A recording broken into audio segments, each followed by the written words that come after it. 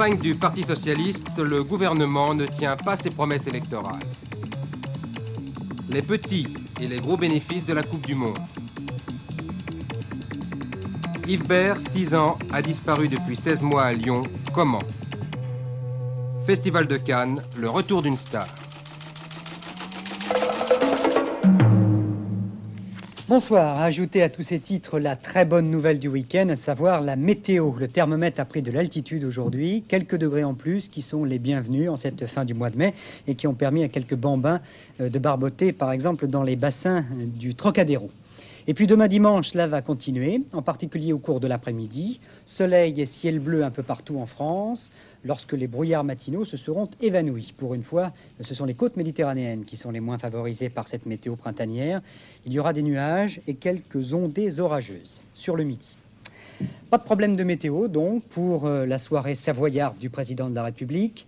Valéry Giscard d'Estaing et son épouse vont fêter ce soir le 4e anniversaire de l'élection présidentielle de 1974 en dînant avec les habitants du village du Reposoir, un petit hameau de Haute-Savoie.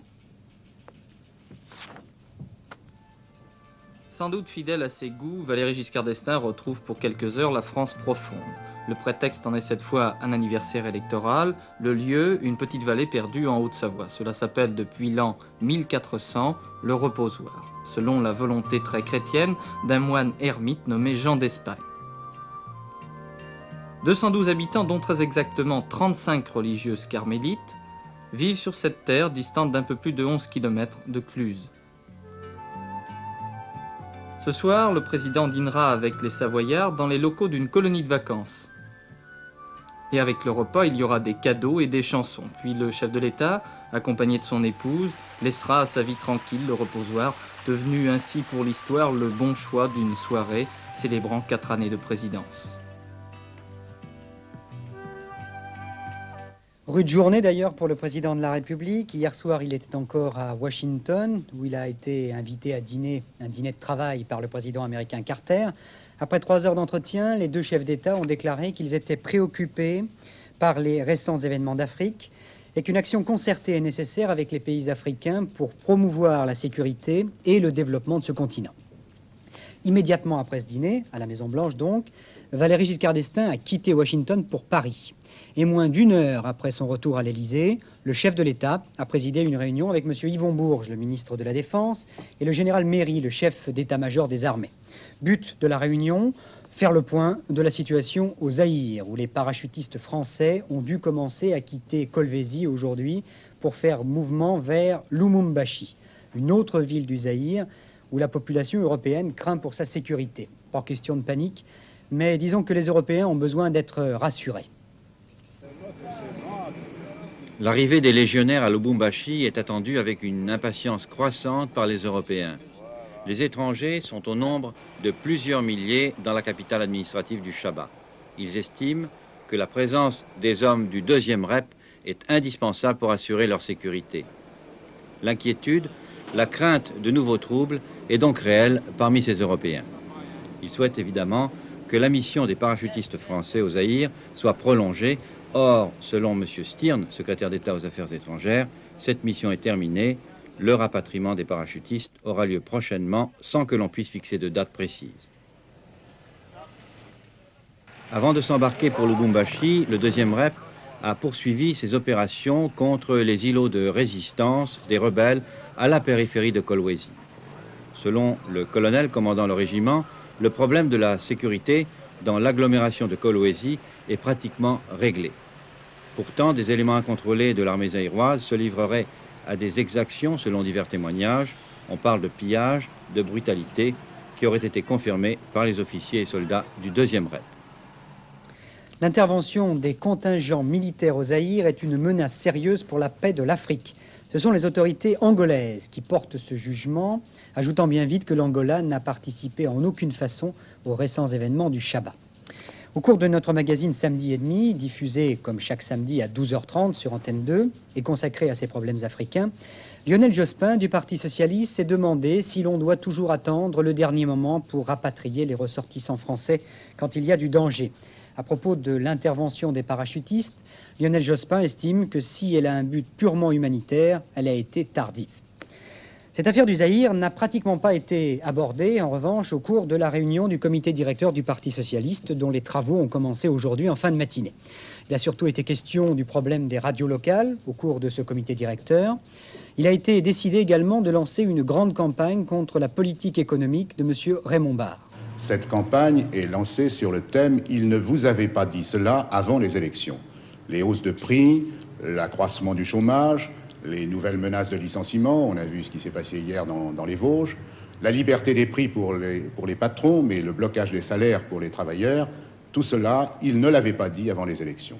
Alors, nous engageons une grande campagne pour mobiliser l'opinion sur ce thème, une campagne qui se déroulera avec des manifestations, des pétitions dans tous les départements, avec le point culminant d'une journée nationale le 20 juin, qui précédera elle-même, le 22, une réunion de l'ensemble de nos maires, des maires socialistes des villes de plus de 20 000 habitants. Il faudra attendre mardi prochain, le 30 mai, pour connaître officiellement la hausse des prix de détail pour le mois d'avril. Il est possible que cette hausse atteigne 1% et peut-être même 1,1%. Mais attendons mardi pour la confirmation de ces chiffres. Argentine, dans 5 jours donc, début de la Coupe du Monde de football avec le premier match Allemagne fédérale Pologne et dans la loge d'honneur, la junte militaire présente le 1er juin donc au stade de River Plate pour ce match d'ouverture. Football et politique, on en a parlé bien souvent à propos de cette Coupe du Monde en Argentine et on en reparlera sans doute encore. Mais il y a un aspect qui a été mis quelque peu de côté à propos de cet événement, au moins par les journalistes. Car d'autres sont bien loin de l'avoir oublié, il s'agit de l'aspect commercial. Le football, à ce niveau, c'est du business, des affaires de gros sous même, et la publicité n'a pas été la dernière à s'attaquer à ce marché. Les Europe 1 vous donnera la seconde preuve avec le chronographe officiel de tous les arbitres de la Coupe. 10 heures. Le seul chrono réveil du monde avec sonnerie. Exploitation féroce de l'événement ou sensibilisation à outrance de l'opinion qui suscite et qui suit l'autre une question bien difficile. À quelques jours du coup d'envoi de la Coupe du Monde, la France, à en croire ses débordements d'enthousiasme, possède une grande équipe. Les enfants, à un moment où ils découvrent des idoles, d'autres s'aperçoivent qu'ils représentent un marché.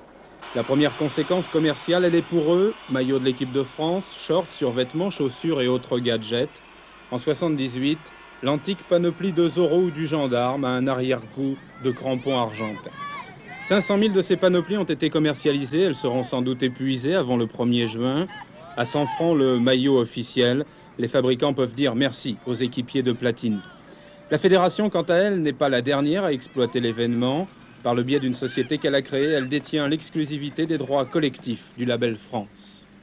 Uniquement dans la perspective de la qualification, notre chiffre d'affaires à nous va être de l'ordre de 3 millions, 3 millions et demi.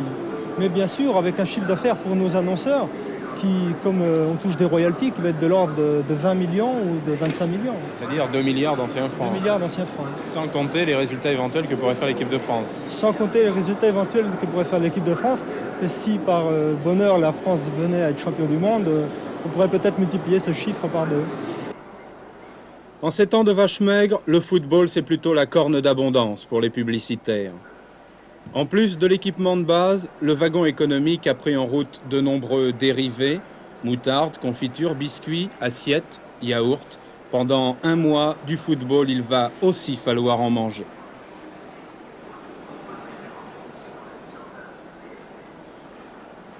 Voilà donc pour l'aspect purement commercial. 20 ans d'anonymat international, cela se fête, et le moins que l'on puisse dire, c'est que l'on ne s'en prive pas. Il reste que le sport à ce niveau, c'est aussi du spectacle, et le spectacle en l'occurrence, c'est la télévision. En location, il n'y a pratiquement plus de postes disponibles aujourd'hui. Presque toutes les rencontres seront retransmises en direct sur les 2 chaînes. Des drames en perspective dans les foyers, surtout chez ceux qui n'auront pas pris la précaution de louer un second téléviseur. C'est un véritable raz-de-marée ce coup-ci. Nous allons vraisemblablement avoir entre 10 et 15 000 nouveaux abonnés qui auront souscrit un contrat à l'occasion de la Coupe du Monde de football et pour 80% des cas en couleur. Une situation sans équivalence, situation confirmée d'ailleurs par une demande énorme sur les magnétoscopes. D'autant que depuis quelques mois, la plupart des fabricants proposent un matériel dont la durée d'enregistrement a été portée à 3 heures. Nous avons sorti notre matériel longue durée à la fin du mois de mars, début du mois d'avril. Et depuis, outre l'accueil déjà, ce produit qui était largement attendu de la part du public, le phénomène de la Coupe du Monde a fortement influencé la demande. Est-ce qu'on peut savoir dans quelle proportion, approximativement? Il est difficile à le chiffrer avec exactitude, mais on peut, sans le moindre risque, annoncer au moins 50%. Loin des stades d'Argentine, la bataille est donc déjà bien engagée autour des 22 de l'équipe de France. Sortir du tunnel après 20 ans, voilà pour l'émotion. Aller en Argentine, voilà pour la passion. Une conjonction, peut-être. En tout cas, ce mondial aura connu 2 formes d'exploitation. L'une politique, l'autre sportive et commerciale. Elles sont sans doute liées dans les premiers succès qu'elles viennent de remporter. 5 femmes, 5 Amazones du terrorisme, comme le dit l'agence France-Presse, ont ridiculisé ce matin les autorités d'Allemagne fédérale. Elles ont littéralement attaqué une prison de Berlin-Ouest et ont réussi à libérer Till Meyer, un des membres d'une organisation extrémiste. Till Meyer était incarcéré depuis plusieurs mois dans un quartier de haute surveillance où chaque détenu est placé en cellule individuelle. On ne connaît pas encore très bien les circonstances exactes de cette évasion. Un gardien de la prison a été blessé par balle. Retour en France avec la disparition d'un enfant. Le petit Yves Bert, 6 ans et demi, qui a mystérieusement disparu il y a 16 mois maintenant à la sortie d'une école de Lyon. Depuis 16 mois, aucun indice, aucun témoignage, aucun élément sur cette disparition qui bouleverse bien évidemment les parents du petit garçon. Denise Boer et Jacques Delarue sont allés enquêter à Lyon sur cette disparition qui a provoqué un élan de solidarité dans le quartier où habite la famille. Comme tous les après-midi à 17 h, le petit Yves Bert, 6 ans et demi, sortait de cette école. C'est là, dans cette rue, sur une distance d'environ 20 à 50 mètres, que l'enfant a disparu, le 3 février 1977, il y a aujourd'hui 16 mois. Comme à l'accoutumée, il devait rejoindre son grand frère Yannick, quelques dizaines de mètres plus loin. Ce jour-là, Yannick a attendu bien longtemps. J'ai fait sympa, je suis revenu, après j'ai attendu, et je ne voyais pas. Alors je suis reparti voir à l'école de filles. Et... Ça a duré longtemps? Tu as attendu longtemps? Assez. Ouais, assez. Moi, personnellement, je pense qu'il s'est dirigé sur une personne qu'il connaissait ou qu'il l'a appelé. Parce que bon, on a beau lui dire à l'enfant, bon, il ne faut pas suivre quelqu'un, il ne faut pas... il faut pas prendre des bonbons de quelqu'un. Et c'est vrai qu'il a confiance aux adultes parce qu'il ne pense pas qu'un adulte peut lui faire du mal. Et c'était un petit garçon très frêle, blondiné, frisé, très affectueux, qui aimait énormément faire le clown, on peut dire. Il adorait les personnes âgées. Yves est-il aujourd'hui vivant ou mort? À cette angoissante question que se posent sans cesse Jacques et Thérèse Bert, le mystère demeure. Ces images que vous allez voir sont le dernier document extrait d'un film d'amateur. Elles nous montrent un enfant alors heureux de vivre.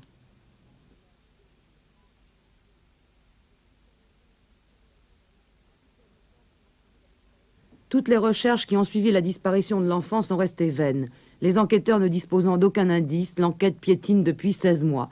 Pourtant, les parents espèrent encore et ont parallèlement à la police décidé de tout mettre en œuvre pour retrouver leur fils. Des recherches de radiesthésie n'ont rien donné non plus. Il y a eu d'abord la police, quoi, évidemment. Et le lendemain, il y a eu, par l'intermédiaire du comité de quartier, des amis et tout ça qui sont donnés la main, on a divisé le quartier en tranches, on a fait des plans, et on a fait cave par cave parce qu'on jugeait que la police n'avait pas assez fait de choses. Voilà. Parallèlement, il y a des gens qui se sont mis à éditer des affiches, et petit à petit, ça s'est étendu à la région lyonnaise, c'est-à-dire qu'on est allé jusqu'à 150 000 affiches, quelque chose comme ça, ouais. Après, on a essayé les moyens audiovisuels, et le magnétoscope en particulier, en langue arabe, en langue française, et on a diffusé ça sur un petit peu tous les marchés de la région, quoi. Et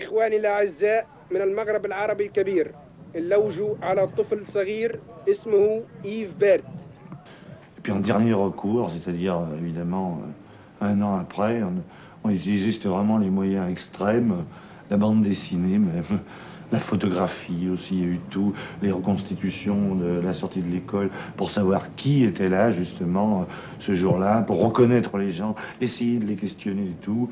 Les moyens audiovisuels en question ont été rediffusés à l'intérieur de l'école auprès des parents d'élèves et auprès des enfants. Et ça n'a rien donné. Ouais,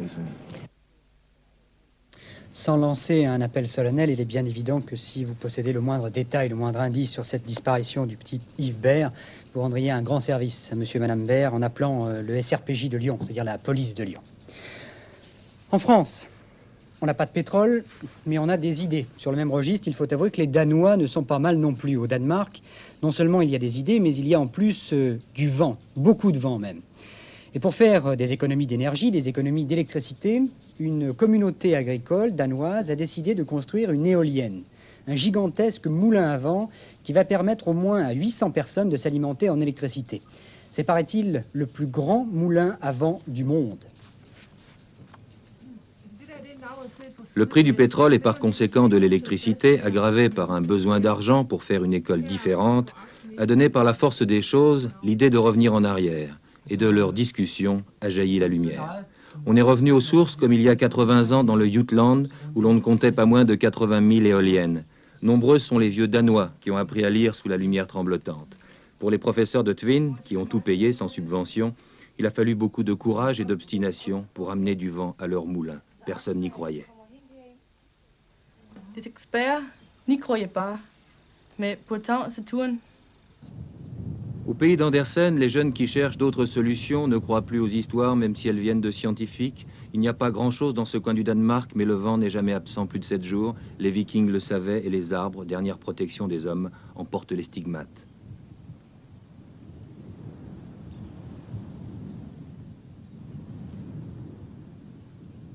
Les professeurs, aidés par les élèves, touchent le bout de l'aventure qui a duré 3 ans.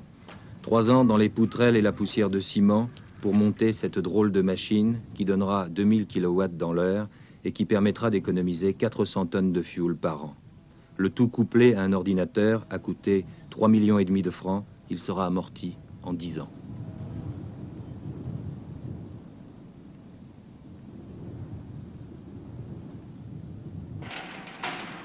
Le travail se situe maintenant à 53 mètres de hauteur et ce sont des bénévoles qui assurent les derniers essais.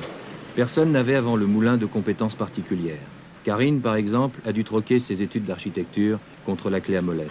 Pourtant, tout a été fait ici. Aucune firme n'a voulu prendre le risque de fabriquer les ailes de 27 mètres de long qui dépassent chacune les 4 tonnes. Alors, pour se faire la main dans l'utilisation de la fibre de verre, ils ont construit 3 bateaux de pêche, puis sont passés aux ailes. Le générateur a été acheté d'occasion et adapté ici par ceux qui y croyaient.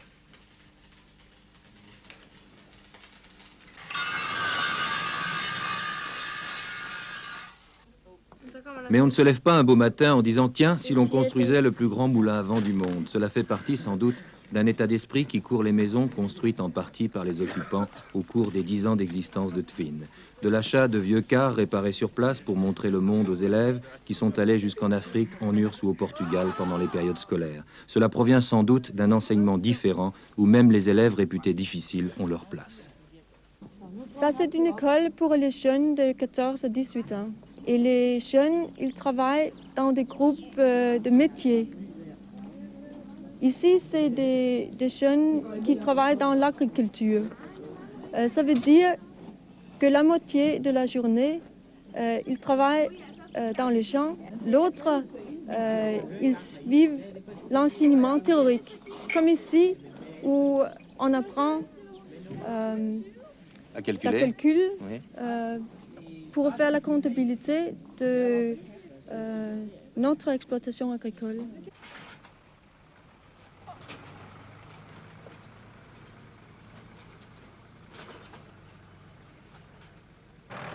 Dans l'école se croisent élèves et métiers différents.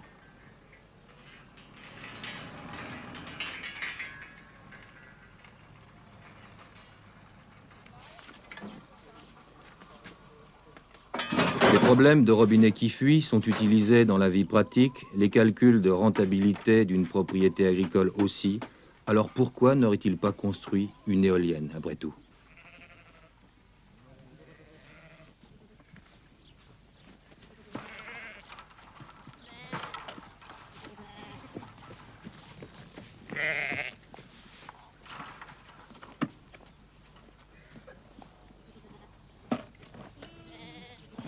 Quand on n'a pas ou qu'on ne veut pas de pétrole, on fait avec ce que l'on a, si l'on veut éviter que sa mer du Nord ne devienne un dernier terrain vague.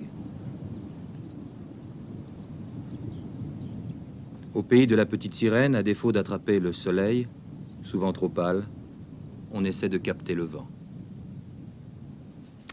Le Festival de Cannes suite avec la présentation d'un film sur le Vietnam réalisé par Al Hajbi, l'auteur de Harold des Maudes en particulier. Très bien accueilli par les critiques et par le public, ce film sur le Vietnam est assez étonnant car à aucun moment on ne voit le Vietnam. On découvre simplement ce qui se passait aux États-Unis en 1968, au moment où les soldats américains s'enlisaient, loin de là, dans ce que l'on appelait alors le bourbier vietnamien. C'est Jane Fonda, actrice, militante pacifiste, qui a inspiré ce film. Let's go in the living room. I think you can make it, okay?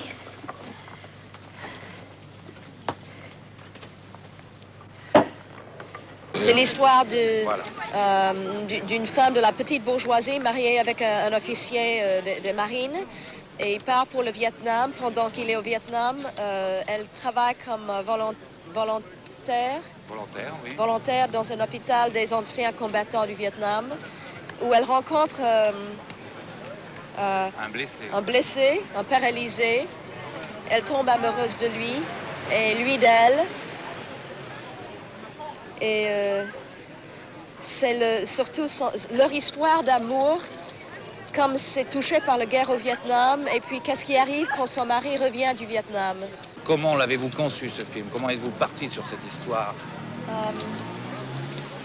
Ma vie était changée par les anciens combattants du Vietnam. D'ailleurs, c'était encore quand j'habitais à Paris, où il y avait des soldats américains qui sont déserteurs, qui vivaient à Paris, et c'était à travers eux, au début, que je commençais à réfléchir sur la guerre. Je suis revenue aux États-Unis et pendant 4 ans, j'ai milité en tant que civile avec le mouvement des GI, des soldats actifs dans le militaire, mais qui étaient opposés à la guerre. Et j'ai connu leurs femmes et leurs maîtresses, et j'ai vu la tragédie des rapports à cause du guerre, c'est-à-dire l'effet de la guerre, pas sur le champ de bataille, mais au retour. Est-ce que ce film était possible à faire pendant la guerre du Vietnam aux États-Unis? Pourquoi? Non. En plein conflit, c'était trop proche. Les gens ne pouvaient pas avoir le recul nécessaire d'examiner avec un peu d'objectivité la situation.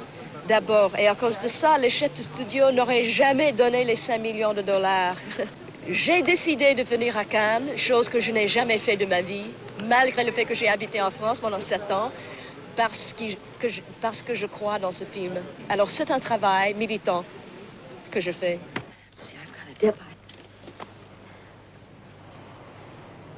Sit down, Bender. Sit down.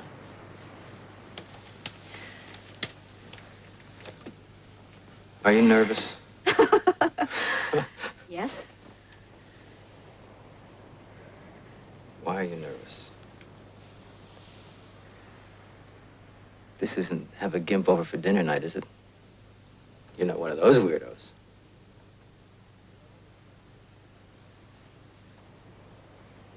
No, I'm not, Luke. I know you're not. I'm just very happy to be here.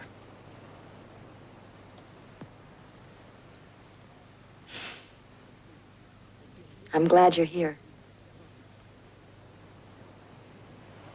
How about some music? Well, I don't think you're going to like my records very much. You probably won't like the way I dance either. Mes tableaux sont des poèmes, a expliqué un jour le peintre espagnol Miró. Je devrais dire le peintre catalan Joan Miró, car il faut bien souvent rechercher les racines pour mieux comprendre un artiste. Pour Joan Miró, on pourrait facilement dire qu'il est l'homme de Barcelone. Avec une exposition et un musée, l'Espagne aujourd'hui, les Espagnols rendent hommage aux peintres. L'hommage de l'Espagne à Joan Miró, le catalan universel. 105 toiles exposées au Musée d'art contemporain de Madrid montrent bien l'œuvre de l'homme qui n'a pu atteindre à l'universel qu'en privilégiant ses racines catalanes. Exposition vivante où l'on se presse comme pour combler un grand vide, le vertige que donne le sentiment d'avoir vécu si près d'un créateur que l'on n'a fait que côtoyer sans réellement le connaître. Contact étonnant avec un artiste si original qu'aucun faussaire n'a jamais pu l'imiter de façon convaincante. Les faussaires avec Miró, ce qu'ils font, c'est de copier des morceaux de tableaux vrais de Miró. Ils prennent des fragments de 3 ou de 4 tableaux authentiques et avec ces fragments qui sont des copies exactes des tableaux de Miró réels, ils composent un autre tableau. Évidemment, un faux comme cela ne va pas très loin s'il s'agit de quelqu'un qui connaisse l'œuvre de Miró parce que c'est facilement décelable le tableau où les images ont été prises à l'origine. Mais ce qu'on ne trouve pas, c'est des faux Miró totalement inventés. Je crois que l'influence de Miró, qui est grande sur l'art contemporain, s'est exercée à un niveau bien plus profond, bien plus secret que l'influence formelle, superficielle. C'est peut-être la poésie de l'art de Miró qui influence les autres plus que son expression graphique. Oui, une certaine attitude face à la réalité, et une certaine rigueur, et la poésie, comme vous dites, qui est tellement importante chez Miró, qui à diverses reprises, il a dit qu'il ne faisait aucune différence entre sa peinture et la poésie. Il a dit parfois, mes tableaux sont des poèmes aussi.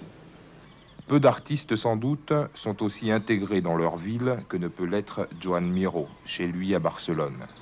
La fondation qui porte son nom et où ont pris place tant de pièces, tableaux, sculptures, certaines déjà profondément ancrées dans le patrimoine catalan, cette fondation est aussi lieu d'accueil pour tout ce qui innove.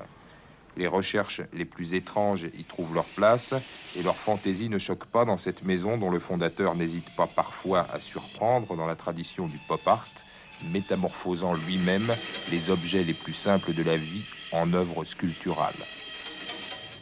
Voilà, je vous retrouverai avec plaisir demain à 13h pour une nouvelle édition du journal. Bernard Rapp, lui, travaille déjà avec son sérieux habituel à la dernière édition qu'il vous présentera vers 23h45. Je vous souhaite une très belle soirée sur Antenne 2.